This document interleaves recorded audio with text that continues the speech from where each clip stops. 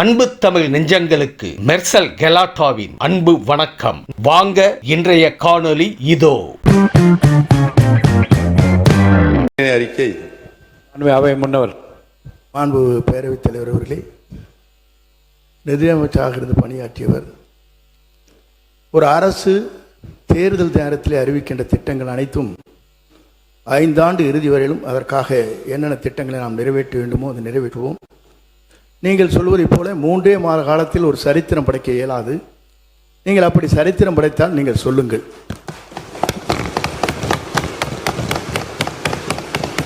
மாண்புமிகு உறுப்பினர் சொல்லுங்கள். நீங்க பேசலாம்.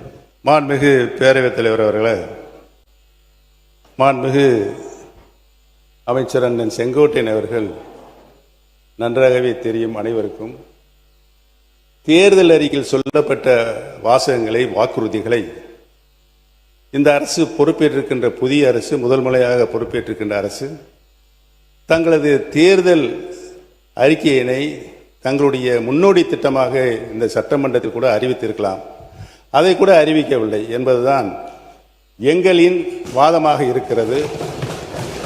தமிழகத்தின் மக்கள் இன்று ஏமாந்து நிற்கின்றார்களே, அவருடைய எண்ணங்களின் வடிவமாக இருக்கிறது என்பதை தெரிவித்துக் கொள்கிறேன்.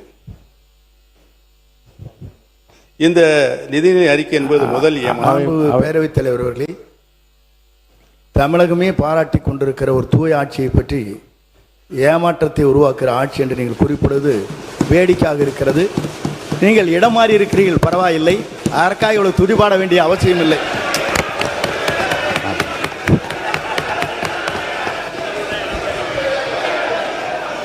மாண்புமிகு பேரவைத் தலைவர்களே, அந்த இடத்தை அவர்தான் முதலில் மாற்றியவர் என்பதை நான் இங்கு தெரிவித்துக் கொள்ள கடமைப்பட்டிருக்கிறேன். மாண்புமிகு கல்வித்துறை அமைச்சர் பேசுறது முதல்ல கவனிங்க. என்ன அங்க பார்த்து கவனிச்சர். மாண்புமிகு பேரவைத் தலைவர் அவர்களே, மதிப்பிற்குரிய முன்னாள் முதல்வர், பாசத்திற்குரிய சகோதரர் மூத்த உறுப்பினர் அவர்கள் பேசும்போது இடத்தை முதலில் மாற்றியவர் நம்முடைய அமைச்சர் என்றார். ஆனால் பாருங்க என்ன ஆச்சரியம்னா, இடத்தை மாற்றிய போதும் அவர் இதயத்தின் அருகே இருந்த அந்த நிழல் படத்தை மாற்றவே வேண்டாம் என்று சொன்னவர் எங்களுடைய வெற்றி தலைவர். ஆனால்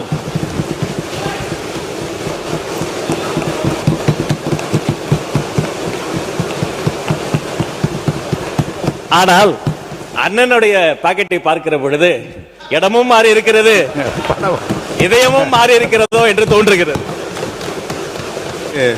பேரவைத் தலைவர் அவர்களே, பேரவைத் தலைவர் அவர்களே, எங்கள் அண்ணன் செங்கோட்டையன் அவர்கள் இடம் மாறி இருக்கலாம். ஆனால் புரட்சித் தலைவி அம்மா அவர்களை இன்னும் தன்னுடைய இதயத்தில், தன்னுடைய சட்டை பையில் இன்னும் வச்சிருக்காரு. ஆனால் புரட்சித் தலைவி அம்மாவால் முதலமைச்சராக்கப்பட்டவர் இன்றைக்கு அவருடைய சட்டை பையில் யாரோட புகைப்படம் இருக்கிறது தமிழ்நாட்டு மக்களுக்கு தெரியும். மாண்புமிகு நிதி அமைச்சர், மாண்புமிகு பேரவைத் தலைவர் அவர்களே, former chief minister, former finance minister அவங்க இங்கே வந்து கிரெடிபிலிட்டி பற்றி சொல்லியிருந்தாங்க. அவங்களுக்கு ஒரு இன்ஃபர்மேஷன்,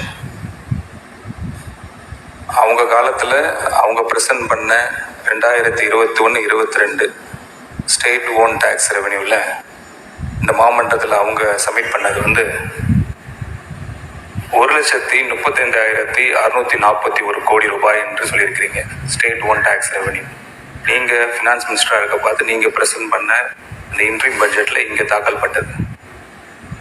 அதுக்கு அடுத்த வந்த government, DMK government, honourable former finance minister அவர்கள், பிடிஆர் அவர்கள் அவங்க சப்மிட் பண்ணதில் ரிவைஸ் பட்ஜெட் எஸ்டிமேட்டில் 21-22 ஆண்டில் 1,26,644. அப்போ நீங்கள் சப்மிட் பண்ணது 1,35,641.